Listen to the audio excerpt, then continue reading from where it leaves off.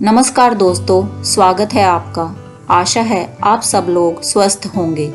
आइए सुनते हैं आज की कथा कहानी। बहुत समय पहले की बात है। सर्वशास्त्र ज्ञाता श्री सूत जी से हजारों की संख्या में ऋषि मुनिगण मिलने पहुँचे। वहां पहुंचकर सभी मुनियों ने सूत जी को नमन किया और पूछा, हे परमपिता, कलयुग के समय में ईश्वर की भक्ति के लिए मनुष्यों को क्या करना होगा? कलयुग में उन्हें मोक्ष की प्राप्ति कैसे होगी? हे प्रभु, कृपया आप हमें किसी ऐसे तप के बारे में बताएं जिसे करने से मन की मुराद पूरी होने के साथ ही पुण्य की प्राप्ति भी हो जाए। ऋषियों की बात सुनने के बाद सूत जी बोले, हे मुनिगण, आप सभी ने मनुष्यों के हित के बारे में एक अच्छा सवाल किया है। मैं आप सभी को एक ऐसे व्रत के बारे में बताऊंगा जिसके बारे में खुद लक्ष्मीपति ने नारद मुनि को बताया था। आप सभी इस व्रत को ध्यानपूर्वक सुने। एक बार नारद मुनि दूसरों के हित की अभिलाषा के लिए कई लोकों के भ्रमण पर निकले। इस भ्रमण के दौरान घूमते घूमते एक दिन वह मृत्यु लोक यानी धरती पहुँचे। यहाँ नारद मुनि ने देखा कि सभी मनुष्य अपने कर्मों का फल भोग रहे हैं। इसके कारण सभी दुख से पीड़ित हैं। यह देख उनके मन में एक सवाल आया कि ऐसा कौन सा उपाय निकाला जाए जिसका पालन करने से मनुष्यों के दुखों का अंत किया जा सके। अपने इस सवाल को लेकर नारद मुनि विष्णु लोक पहुंच गए। वहां उन्होंने भगवान नारायण की आराधना की। प्रार्थना करते हुए नारद मुनि बोले, हे प्रभु, आप तो सर्व शक्तिशाली हैं। आपका कोई अंत नहीं है। आप सभी भक्तों के कष्ट को दूर करते हैं। आपको मेरा प्रणाम है। नारद मुनि की यह बातें सुनकर भगवान विष्णु प्रकट हुए और कहा, हे नारद मुनि, आपके मन में ऐसा कौन सा सवाल है जिसके लिए आप यहाँ पधारे हैं? परमपिता विष्णु की बात सुनकर नारद मुनि बोले, हे प्रभु, मृत्यु लोक में मनुष्य अपने कर्मों के दुख झेल रहे हैं। भगवान, आप अगर मुझ पर तनिक भी दया करते हैं तो कृपा करके मुझे बताइए कि मानव ऐसे कौन से काम करे जिससे उन्हें इस दुख से मुक्ति मिल सके। विष्णु भगवान ने जवाब में कहा, हे मुनि भगवान, मानव जाति के लिए आपने एक अच्छा सवाल किया है। मैं आपको वह बताऊंगा जिसका पालन करने से मनुष्यों का मोह से नाता छूट सकता है। इतना कहने के बाद भगवान विष्णु ने व्रत के बारे में बताना शुरू किया। उन्होंने कहा, स्वर्ग और मृत्यु दोनों लोकों में एक ऐसा व्रत है जिसे करने से पुण्य की प्राप्ति हो सकती है। उस व्रत का नाम है श्री सत्यनारायण भगवान की पूजा। इस व्रत को पूरे विधि विधान से जो भी करेगा उसे सुख और मोक्ष की प्राप्ति होगी। विष्णु भगवान की इस व्रत के बारे में सुनते ही नारद मुनि ने फिर पूछा, हे ईश्वर, इस व्रत को करने से कौन सा फल मिलेगा और इसे करने की विधि क्या है?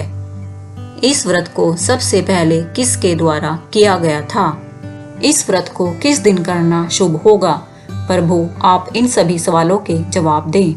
नारद के सवालों का जवाब देते हुए भगवान विष्णु कहते हैं, दुखों को दूर करने वाले इस व्रत को करना बहुत आसान है। इसको करने के लिए मनुष्यों को पूरी भक्ति से शाम के समय ब्राह्मणों के साथ श्री सत्यनारायण भगवान की पूजा करनी होती है। इसके लिए सबसे पहले भोग तैयार करो। भोग के लिए दूध, केला, घी और गेहूं के आटे को 1/4 भाग में लेना होगा। गेहूं नहीं है तो उसकी जगह साठी के आटे का उपयोग किया जा सकता है। फिर शक्कर और गुड़ सहित सभी खाने योग्य पदार्थों को मिलाकर भगवान को भोग लगाना होगा। व्रत रखने वाले को भजन कीर्तन का आयोजन करना होगा। भक्ति में लीन होकर भगवान सत्यनारायण की अर्चना करनी होगी। इसके बाद व्रत रखने वाले को ब्राह्मणों और परिजनों को भोजन कराना चाहिए। इसके बाद व्रत रखने वाला खुद भोजन करेगा। इस तरह पूरी विधि के साथ सत्यनारायण भगवान की पूजा करने से मनुष्यों की हर इच्छा पूरी हो सकती है। साथ ही वह कलयुग में मोक्ष प्राप्त करने वाला एकमात्र सरल उपाय है। ऋषि मुनियों को नारद और भगवान विष्णु की कहानी सुनाने के बाद श्री सूत जी ने कहा, हे मुनिगण, जिस व्यक्ति ने सबसे पहले इस व्रत को किया था, मैं उसके बारे में भी आपको बताता हूँ, ध्यान से सुनो। एक समय की बात है, सुंदर काशीपुरी नामक नगरी में एक बेहद गरीब ब्राह्मण रहता था। भूखे प्यासे वह ब्राह्मण भोजन की इच्छा के लिए धरती पर भ्रमण कर रहा था। यह देखकर एक दिन सत्यनारायण भगवान खुद बूढ़े ब्राह्मण के रूप में धरती पर आए और उन्होंने उस गरीब ब्राह्मण के पास जाकर पूछा, आप रोजाना इतना उदास मन लेकर इस धरती पर क्यों घूमते रहते हैं? ब्राह्मण ने जवाब दिया, मैं एक गरीब ब्राह्मण हूँ और भिक्षा की तलाश में धरती पर भ्रमण करने को मजबूर हूँ। अगर आपके पास ऐसा कोई उपाय है जिसका पालन कर मैं अपनी गरीबी दूर कर सकूँ तो मुझे बताइए। इस पर बूढ़े ब्राह्मण ने कहा, तुम भगवान सत्यनारायण की आराधना करो। वह सभी के मन की मुराद को पूरी करते हैं। उनकी पूजा करने वाला हर शख्स दुख और कष्ट से दूर हो जाता है। इतना कहकर बूढ़े ब्राह्मण का रूप लिए सत्यनारायण भगवान अदृश्य हो गए। उनकी बातें सुनकर निर्धन ब्राह्मण इस व्रत को करने का उपाय सोचने लगा। रात भर गरीब ब्राह्मण ने इसी के बारे में सोचा और पूरी रात जागने के बाद सत्यनारायण भगवान की पूजा करने के लिए भिक्षा मांगने निकल पड़ा। अन्य दिनों के मुकाबले उस दिन ब्राह्मण को काफी ज्यादा भिक्षा मिली। उस भिक्षा से उसने अपने प्रियजनों के सहयोग से किसी तरह ब्राह्मण ने सत्यनारायण भगवान की पूजा की।